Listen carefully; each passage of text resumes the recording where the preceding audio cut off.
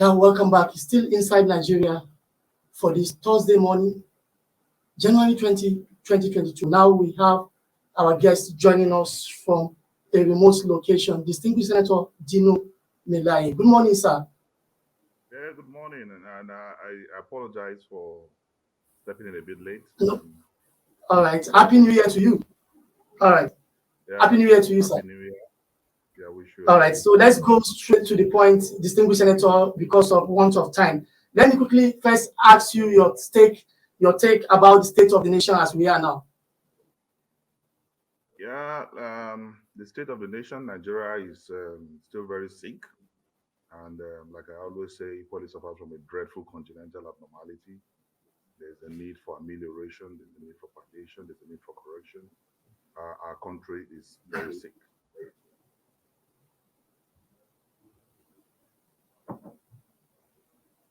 And All right, distinguished senator. So if you say the nation is sick now as the 2023 general election draws near, what options are there available for Nigerians? yeah, there's only one option because we are supposed to have two major political parties, the PDP and a registered non-governmental organization called the APC. And the only coherent, organized political party in this country right now is the PDP. And my advice is that Nigerians should vote a party that will turn things around.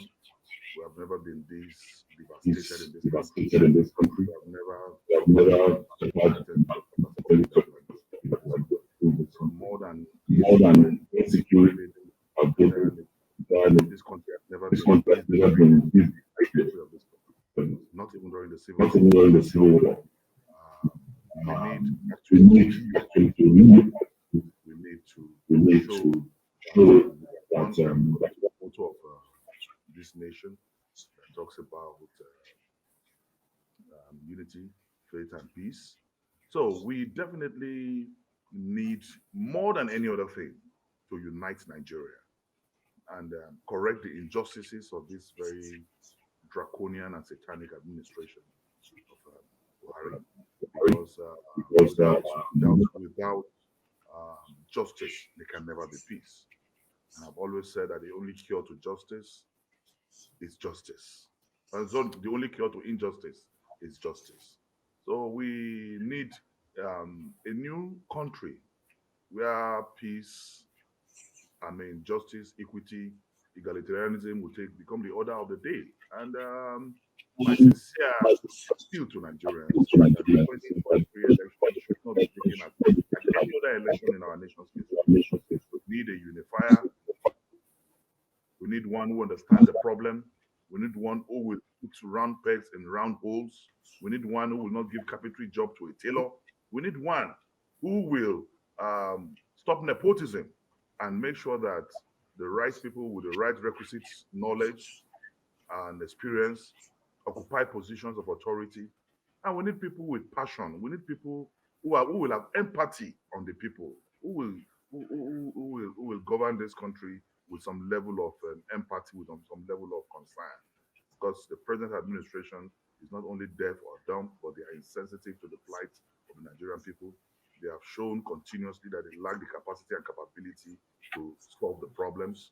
And we need to get out of the woods.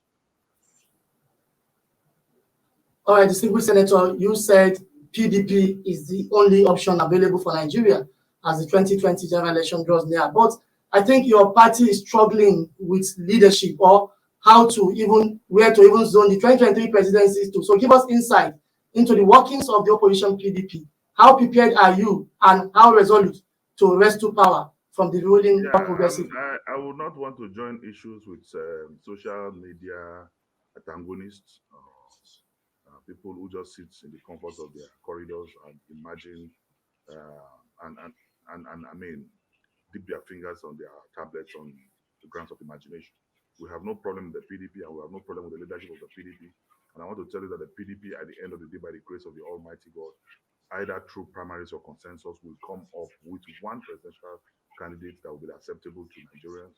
I will not want to begin to unveil the strategy or formula of the PDP to win the next election. But I want to assure you that we are one indivisible, organized, coherent political party, and we can always talk to ourselves.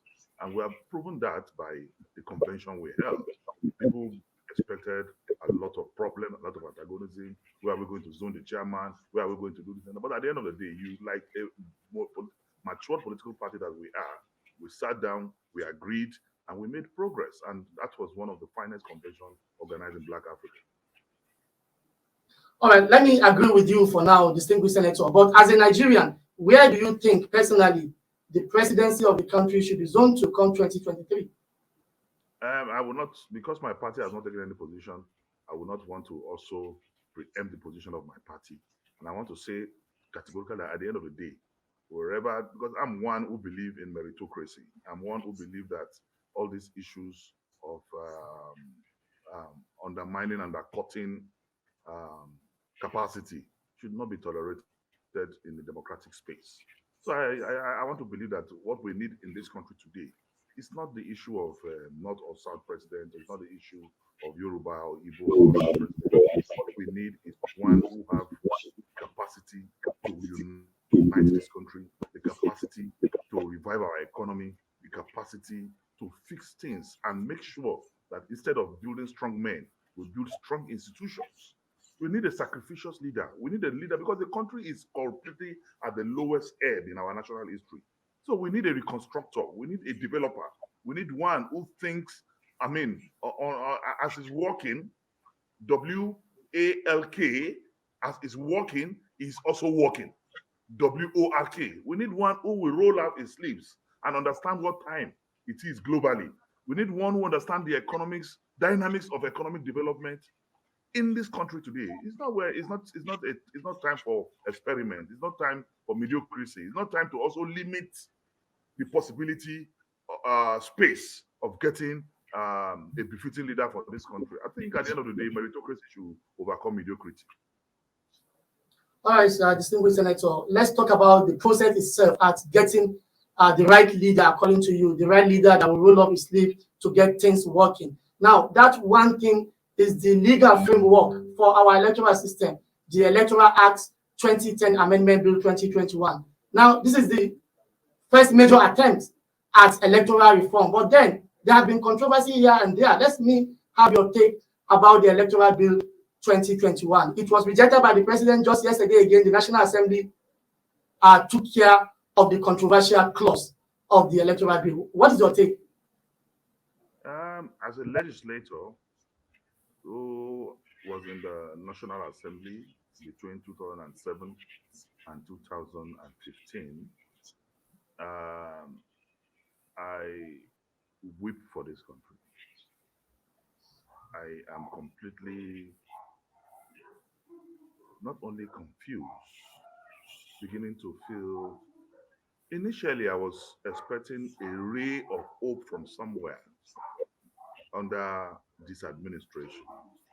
But the action I saw yesterday further showed and confirmed to me that the National Assembly in its entirety will continue to be an appendage in the Department of Presidential. The President Muhammad Buhari yesterday intimidated the legislature. General Muhammad Buhari yesterday twisted the legislature. Yesterday is a sad day in our national history, and the National Assembly proved that they are afraid of Mr. President and indeed afraid of the presidency. Because I cannot see why you will sit down 109 senators and 360 members of the parliament who are true representatives of the people in every constituency, be it district or constituency in this country. And you took a decision that is very popular and acceptable to your constituents. And because of a letter, a weak letter, a letter that does not express analogy, a letter that is not analytical, a letter that confronts the Constitution of the Federal Republic of Nigeria, a letter that even lied to Nigerians. Because of that letter, you decided to dance to the tune of the president, and you became a conformist National Assembly. You became like compliant officers Muhammadu Buhari. I mean, it is not, I am completely appalled. I am very, very unhappy. And the National Assembly have proven that nothing good can come of, we are now asking that question again. Can anything good come out of the National Assembly? So the Electoral Act as it is today, we have lost part of the glory of taking democracy back to the people. And I want to assure you that the president's strategy is not even about the electoral, sorry, it's not about the direct primaries. APC as a party is not interested in amending any section of that act. Returning the bill by the president will make it the fourth time the presidency is rejecting that bill. It was passed, repassed, passed, and repassed by the National, and now the National Assembly in its entirety has been ridiculed by Buhari. Buhari has shown that he is directly in charge of the National Assembly. He is the supervisor of the National Assembly that is supposed to be an independent entity of its own. So as I speak to you, what APC is interested in is to go back to the days where they will fill their forms, where they will rig, because they are not interested in electronic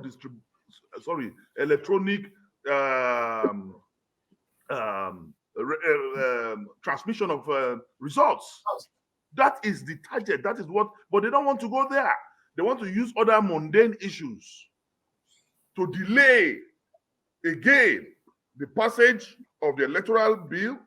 The president will delay the signing, and INEC will now come out and say, because up to this moment we have not gotten this and we need to prepare for the election, we can no longer use the electoral act as just passed. They will now tell us that they cannot use it to conduct the 2023 elections. I mean, and it will be pathetic, because the electoral reform is without a proper, adequate, correct, logical electoral system, we cannot have a good government, because the process of electing a good government starts with the electoral act or electoral laws of the country. So for me, it's a strategy to delay. It's not about the direct or indirect primaries at all. Not at all. Not at all. Not at all. All right, let's look at the issues this way. Distinguished Senator, I know very well you are part of the people calling on the president to assent the Electoral Act Amendment Bill 2021. But then there are allegations that the National Assembly did not do its homework very well by restricting political parties to one single mode of primary election, the direct primary. In your own view, do you think that is the best, at choosing candidates for election? I want to tell you that democracy is about the people. Democracy will continue to be government of the people, by the people, and for the people. Never should we allow democracy to become government of selected individuals. By the time you do indirect primaries, you have reduced democracy from government of the people, by the people, to government of few privileged, by few privileged, and for few privileged. That indirect primaries limit the participation, the democratic participation of members of that political party.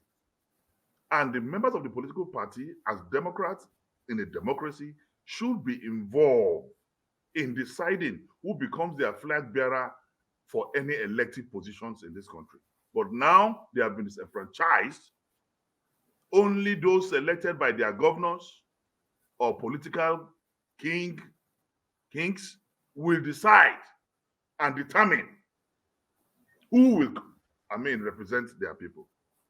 And it's unfortunate that that's happened in a democracy, because for me, it is not limiting democracy by saying that everybody should participate. You are just practicing democracy as it is in its raw form, taking democracy back to the people. The people should decide. For some few governors who want to continue to subjugate the people, who want to continue to oppress the people, who wants to continue to determine who will go to the House of Reps, who will go to the Senate, and fill their houseboys, their stewards, their touts into offices, are the ones who definitely overwhelm Mr. President. So I am for direct primaries, and I believe that is the only way to practice democracy, by not disenfranchising anybody from participating in who becomes. And if you say it may even start with some flaws, but over time we will get organized, we will get matured. The use of electronic technology and electronic medium will help to perfect the process along. When we started with GSM in this country, the network was not everywhere. You have to climb some hills at times to get network. You have to walk to a particular spot to get network. The story is not like the same again today, because things evolve, things improve. So it's unfortunate that the president gave some very lackadaisical, myopic reasons why he felt this should not be so. He was talking of litigation, and he is a product president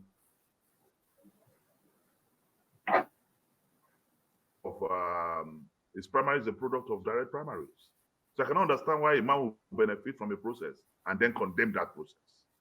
And his primaries was direct, and there was no litigation. And yet he put pen to paper writing the National Assembly to say, because it will arise, there will be litigation from direct primaries. The primaries in Lagos State and that of Ogun State also was direct primaries. There was no litigation from those primaries. Instead, indirect primaries is the reason why till today there are cases in court. When the election, 3 years into the election, there are still cases that arose from the primaries, even at the Supreme Court today. So you begin to look at the insincerity and hypocrisy in this whole process. It's very unfortunate, and I'm disappointed. All right, distinguished senators, we'll go on a short 30 seconds break for you to take water. But before that time, let me draw your attention to something. Just this morning, earlier on national television, 2 members of the National Assembly provided insight as to what happened to the passage of the Electoral Acts Amendment Bill 2021. I know Honorable Uzoma Ikem Abonta, with whom you are in the House of Reps in 2007. You also know Senator Melaye ibn Allah.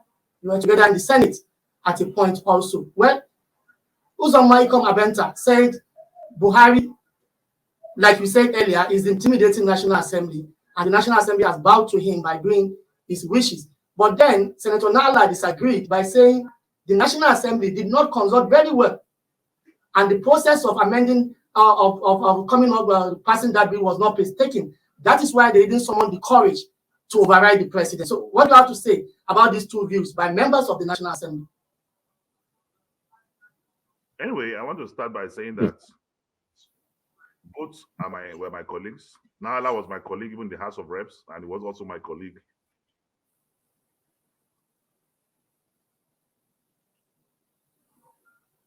say that Nala definitely got it wrong, and he definitely should speak the way he spoke, because he's a member of the APC, and the president is their headmaster, and as students they must always respect and comply with the position of the president. But Nigerians are no fools. The truth of the matter is that the president intimidated the National Assembly, and because the National Assembly is a product of the presidency, the leadership of the National Assembly is a product of the presidency. The decision to make them Senate President and Speaker was made in the villa, and they were crowned in the villa. So they definitely, throughout this time, they are handcuffed. They have no decision of their own. They will always return to the presidency to take instructions. And unfortunately, we have a weak opposition that we did not see any reaction that is deserving of an opposition party yesterday in the National Assembly. If I were to be in the National Assembly yesterday, that thing will not scale through, and there will be confusion everywhere, because civil disobedience is legal, and on behalf of the people, we will stretch it. It won't just have the kind of passage it got yesterday. And unfortunately, there was no stage out, there's no walkout, there's no. We have a problem. All right, this discussion is getting interesting. Senator, I need you to take water. We'll go on a short break. I'll be back shortly.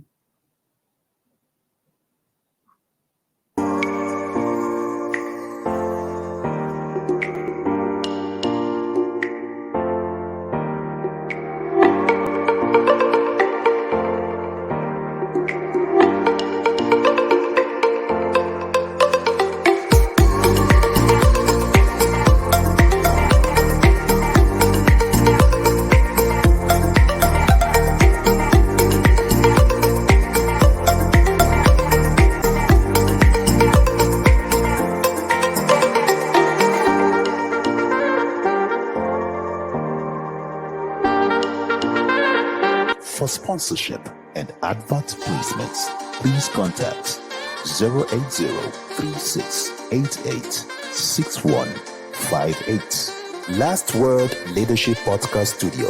You have the last word.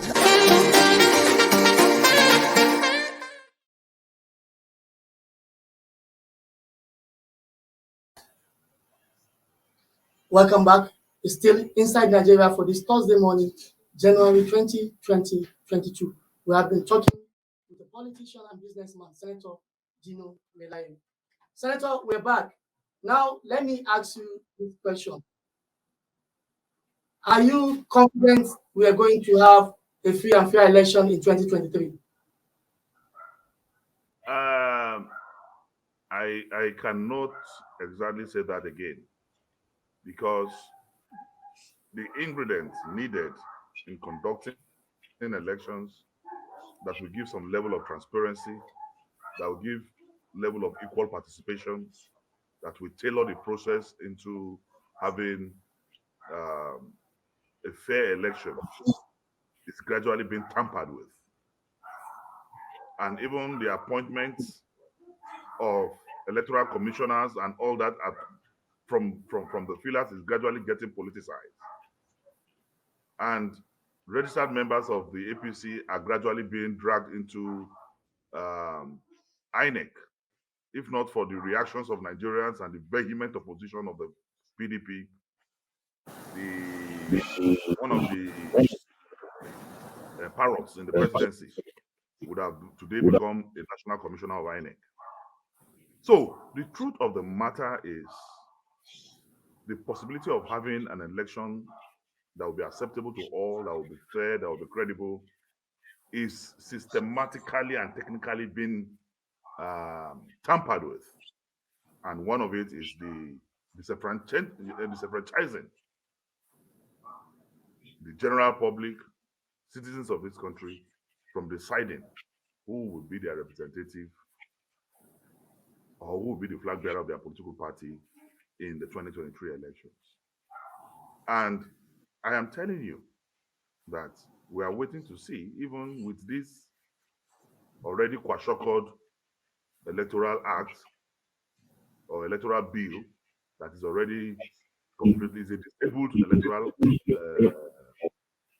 bill, because once it is not in its intact form, something good is collected. Once you tamper with a percentage of something good, is no longer good. You can never say it's excellent again.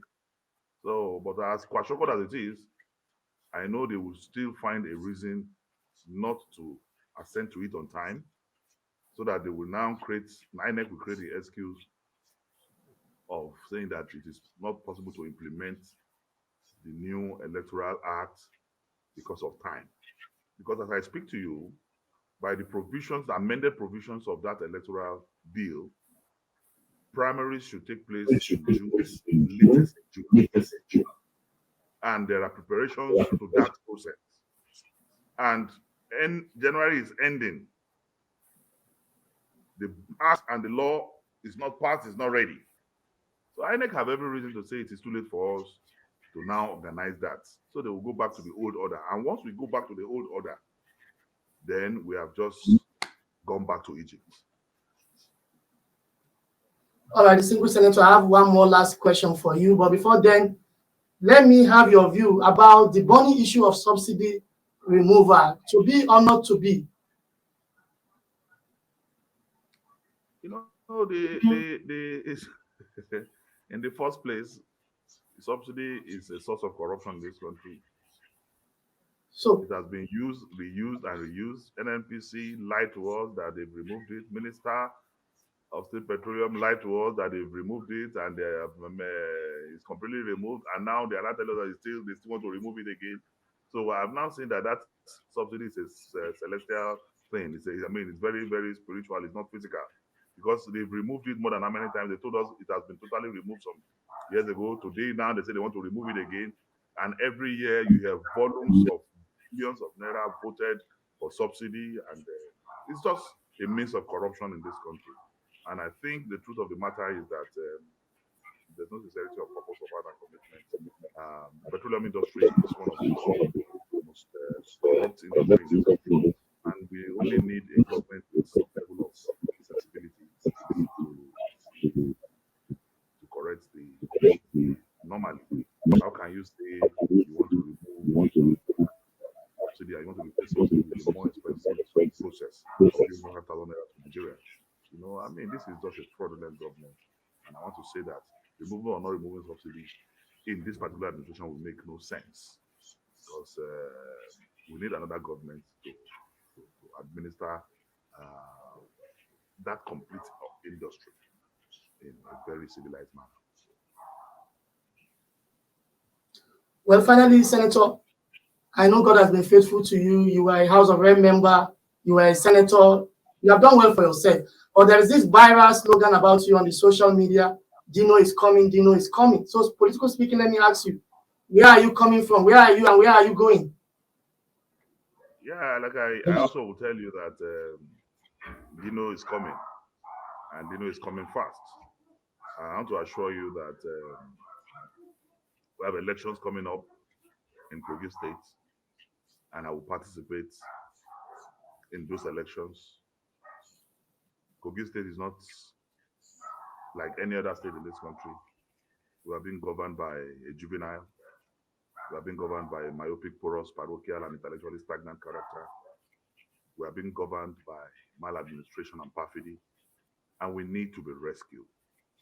And that is why I announced that against all these odds, against all the evil perpetration of the Yahya Bello administration, Dino is coming. And my people know I am coming. All right. Many thanks to you, Senator Dino Melaye, businessman and chieftain of the People's Democratic Party. The pleasure is always mine. Thank you. All right. We hope to see you again when the need arises. All right. That has been Senator Dino Melaye, chieftain of the People's Democratic Party, who has been speaking to us from his residence in Abuja. And then we've come to the end of Inside Nigeria edition for this morning. My name remains Body Badebo. Bye for now. Thank you for watching. For sponsorship and advert placements, please contact 080-3688-6158. Last Word Leadership Podcast Studio. You have the last word.